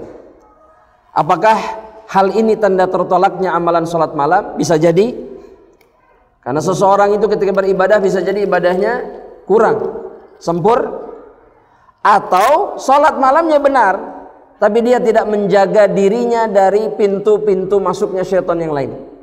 Paham maksudnya jemaah? Jadi ini dibutuhkan juga usaha yang lain, ya, untuk menjaga diri seseorang. Dan apakah ini juga tanda kemunafikan? Bisa jadi. Dan kita sekali lagi harus senantiasa menuduh diri kita dengan keburukan. Maksudnya begini, kita ini ketika terjerumus ke dalam kesalahan, yang salah siapa? Kita. Ada yang salah dengan diri kita. Karena Allah yang mengatakan, wa ma asabakum min musibatin fabima kasabat. Contoh, saya kasih contoh yang real. Sufyan Ats-Tsauri rahimahullah ta'ala, 5 bulan tidak bisa sholat malam. 5. Yang dilakukan beliau apa? Beliau muhasabah, dosa apa yang pernah dilakukan. Maka beliau ketemu satu dosa. Perhatikan, satu dosa. Dosa apa coba? Kata beliau, ra'aitu rajulan bakian faqultu fi nafsi mura'in. Aku pernah lihat seseorang laki-laki lagi nangis di dalam sholatnya. Nangis berderai air mata. Dalam hatiku aku mengatakan apa? Ini orang riya. Menuduh orang itu apa? Riya. Gara-gara itu aku yakin 5 bulan yang aku tidak sholat malam di dalamnya, itu gara-gara aku melakukan itu. Begitu caranya orang mukmin menghukumi dirinya. Apalagi kita jamaah yang dosanya nasallallahu alaihi wasallam. Ya, wallahu ta'ala. Mudah-mudahan bisa difahami. Yang berikutnya jemaah, pernah mendengar bahwa tanda amalan yang diterima adalah mudah sholat tahajud. Apabila yang berat sholat malam sudah cukup menandakan amalan yang tidak diterima, maksudnya? Wallahu a'lam, Anda nggak paham dengan maksud pertanyaan. Nanti Anda kembali lagi, Anda cerna dulu ya. Pertanyaan berikutnya, bolehkah sholat malam sambil duduk? Boleh. Boleh. Karena Nabi pernah melakukannya. Hanya saja memang ada hadis Nabi yang berbunyi bahwa sholat sambil duduk itu setengah dari sholat sambil berdiri. Pahalanya setengah dari sholat sambil berdiri. Wallahu ta'ala. Kalau mengantuk berat atau punggung atau pinggang sakit, ini buat manula, buat orang yang sepuh, boleh, nggak ada masalah. Tapi kalau mengantuk berat, saran Nabi bukan sholat, tidur. Kenapa? Karena kata Nabi, fayasubbu nafsahu. Tadinya mau istighfar minta ampunan Allah, bisa-bisa karena ngantuk dia mencaci maki dirinya sendiri. Jadi ucapannya ngelantur. Makanya kalau berat, ngantuknya berat, tidur. Tidurnya cukup, menghilangkan kantuknya baru sholat malam. Dan satu lagi jemaah, orang yang biasa sholat malam atau punya niat sholat malam tapi terlewat, akhirnya tidak sholat malam, kutiba lahu qiyamul lailah, maka akan dicatatkan bagi dirinya pahala qiyamul lail. Yang penting nih ada niat. Tapi niatnya jangan setiap hari. Niatkeun we lah cukup. Salat malamnya tidak. Nah.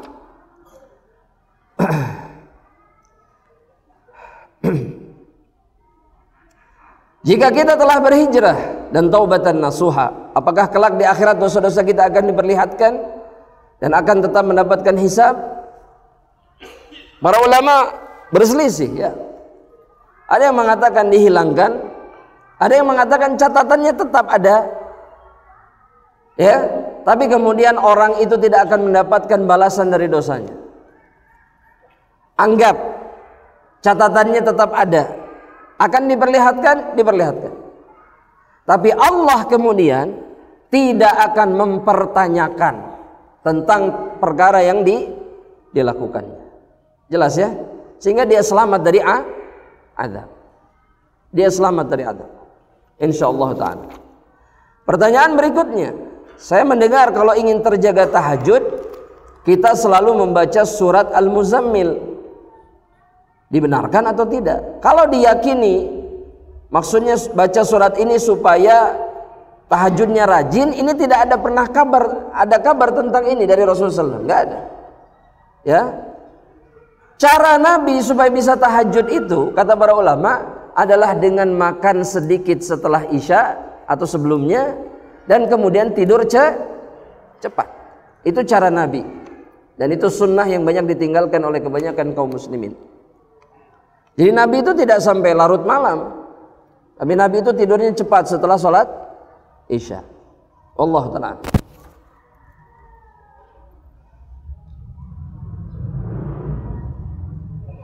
Ustadz, bolehkah sholat malam qiyamul lail tapi tujuannya biar dilancarkan urusan di dunia?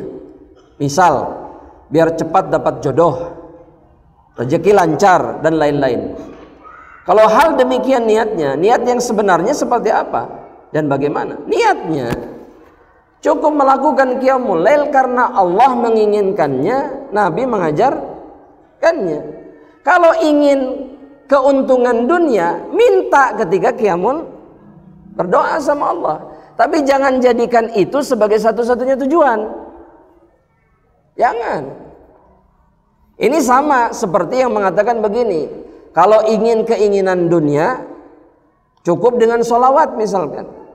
Sholawat itu ibadah. Ya. Kalau hanya dikhususkan untuk tujuan dunia, itu nggak boleh di dalam Islam. Ya. Lakukan saja sebagai bentuk ketaatan kita kepada Allah. Dan kalau punya keinginan dunia, minta sama Allah. Minta setelah bersolawat. Jelas ya? Mudah-mudahan jelas insyaallah ta'ala. Wah, ini tahajud semua, Masya Allah soalnya. Ada 3 pertanyaan dalam kertas ini. Saya jawab yang pertama. Mohon penjelasan kategori orang miskin itu seperti apa. Orang miskin di dalam Islam itu adalah orang yang bisa mencukupi kebutuhannya tapi pas-pasan. Itu namanya orang. Kalau orang fakir itu sulit bahkan untuk memenuhi kebutuhan hidupnya. Itu fakir. Susah. Ya, dan begini jemaah, ada satu hal yang ingin Anda ingatkan.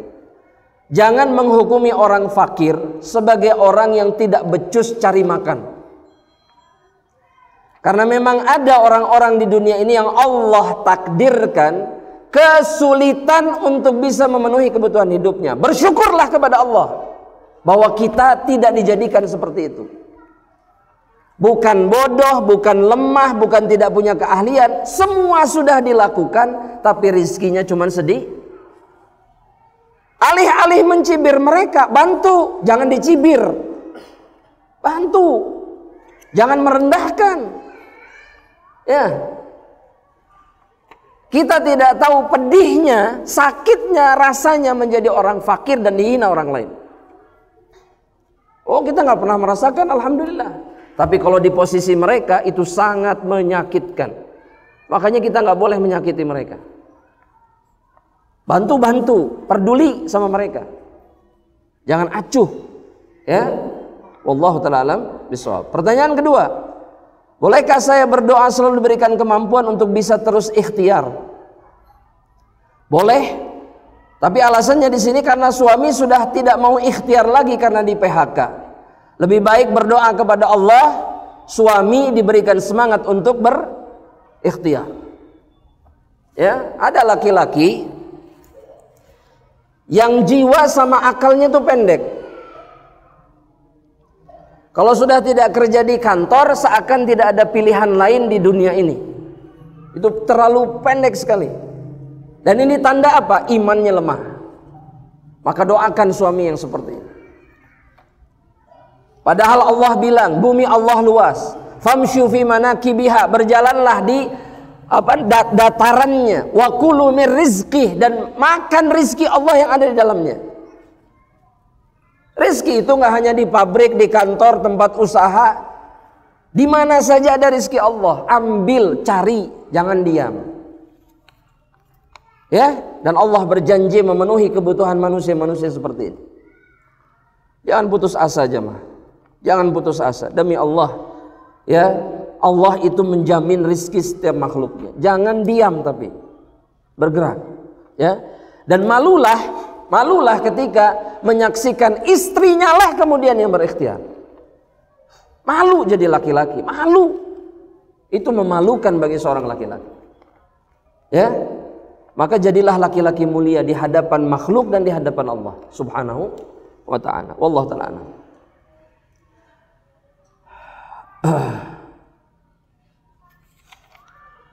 Ustaz izin bertanya, berapa harikah jika saum di bulan Muharram? 3 harikah atau 9 hari? Terserah mau berapa hari. Tapi yang sangat ditekankan itu 9, 10. Jadi kalau mau dari tanggal 1 sampai tanggal 10 boleh. Karena ini bulan haram. Ini bulan haram. Pahala dilipat kan? Tapi yang sangat ditekankan itu 9, 10. Ada satu riwayat lagi. Tapi saya lebih condong kepada pendapat yang mengatakan lemah itu di tanggal 11. Jadi 9, 10, 11. Ya. Kalau paling minimal tanggal 10. Dalam hadis yang sahih kata Nabi, ahtasibu 'ala Allah an yukaffira as-sanata allati qablaha.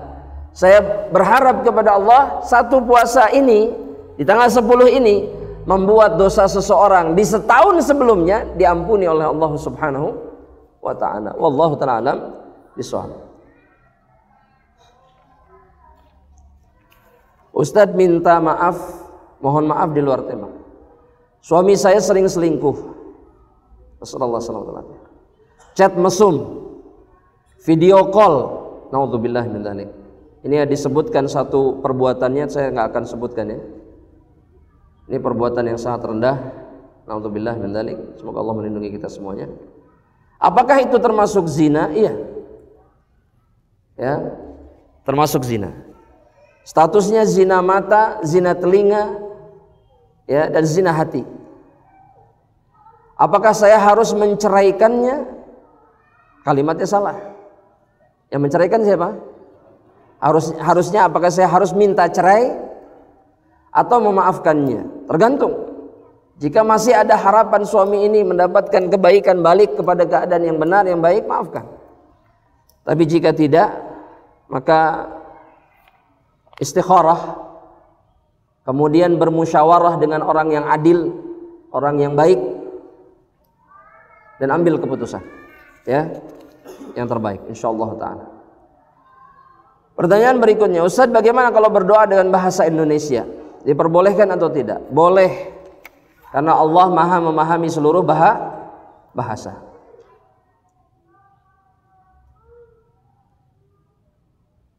Pertanyaan berikutnya, apakah menyelisih hadis Nabi kalau setelah sholat berzikir istighfar lebih dari 3 kali ditambah 33 kali, kemudian di akhir tahlil 33 kali, kemudian sholawat? Sebaik-baiknya amalan adalah yang sesuai dengan tuntunan Rasulullah sallallahu alaihi wasallam, ya. Kalau mau ditambahkan tanpa batas, kalau ini kan ditetapkan 33 kali. Ini tidak pernah dituntunkan. Membatasi itu butuh dalil, ya. Maka yang terbaik sesuai dengan tuntunan Nabi. Wallahu ta'ala alam bishawab. Bolehkah dalam sholat yang tidak dijaharkan kemudian membaca surat-surat lebih dari 1 surat? Jika sholat munfarid bisa seperti itu, membaca surat lebih dari 1 surat. Hukumnya boleh. Kalau nggak dijaharkan menjadi makmum misalkan, ya boleh baca surat pendek tidak? Boleh jadi makmum? Hah? Atau cukup surat Al-Fatihah? Cukup surat Al-Fatihah. Kalau sendirian,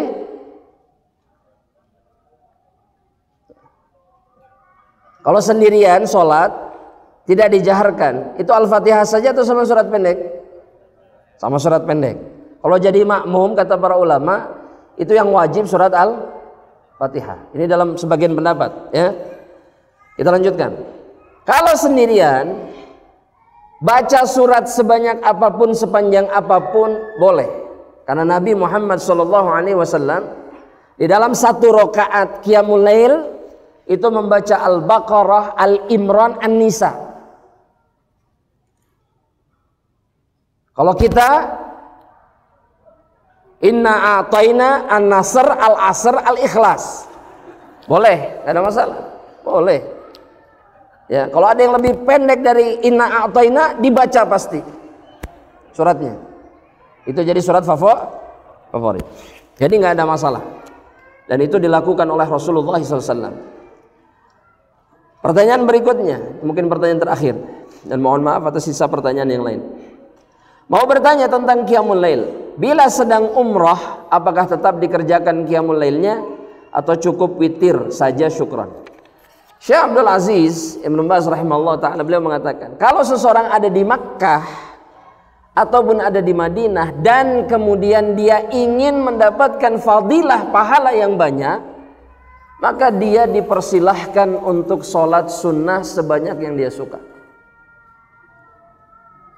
Karena kata beliau, Nabi meninggalkan sholat sunnah betul, tapi tidak haram kemudian untuk sholat sunnah. Jelas ya maksudnya? Apalagi khususnya di 2 tempat mulia ini. Beliau menambahkan juga dengan Masjidil Aqsa.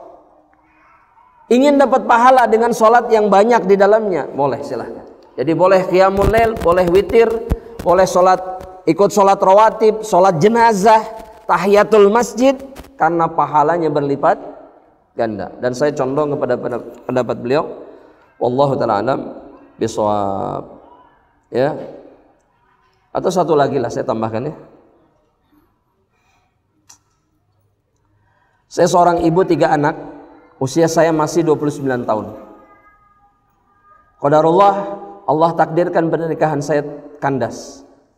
Saya sering khawatir perihal anak-anak yang saya tidak mendapatkan pengasuhan dari sosok ayah. Jadi anak-anaknya nggak mendapatkan pengasuhan dari sosok ayah. Apakah ada solusi Ustadz cara pengasuhan yang baik mengingat maraknya kasus LGBT saat ini yang katanya yang menjadi akar permasalahannya berawal dari pola asuh atau kehilangan sosok peran laki-laki dalam keluarga? Nasihat saya, menikah lagi. Jangan kemudian tidak menikah lagi. Itu yang pertama.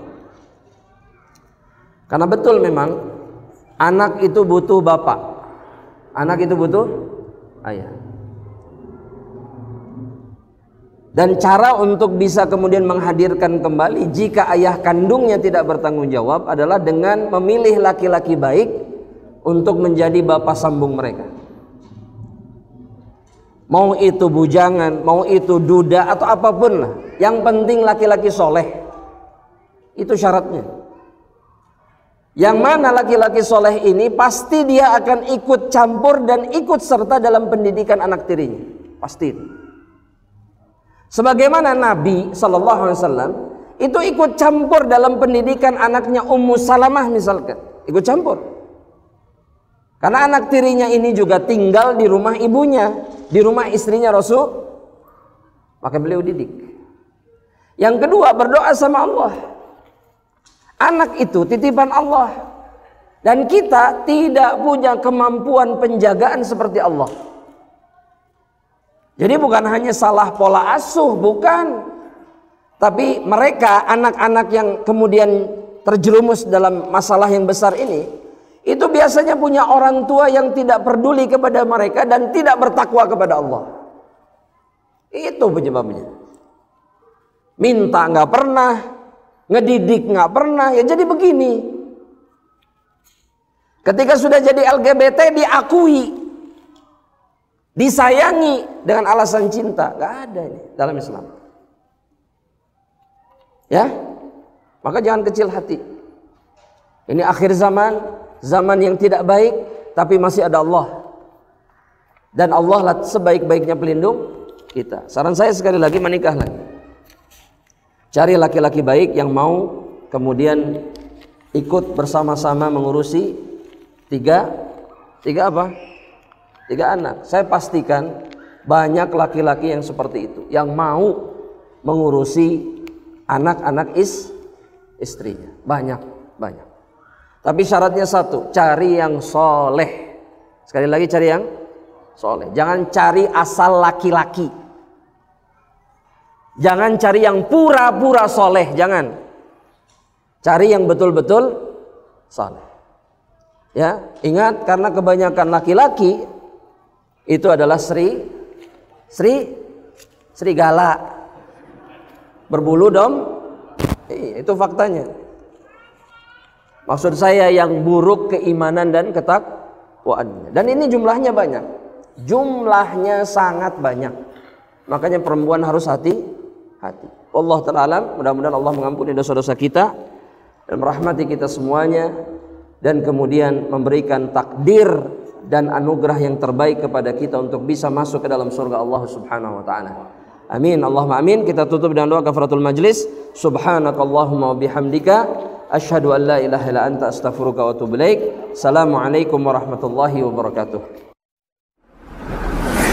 Am Media, bekal ilmu Islam.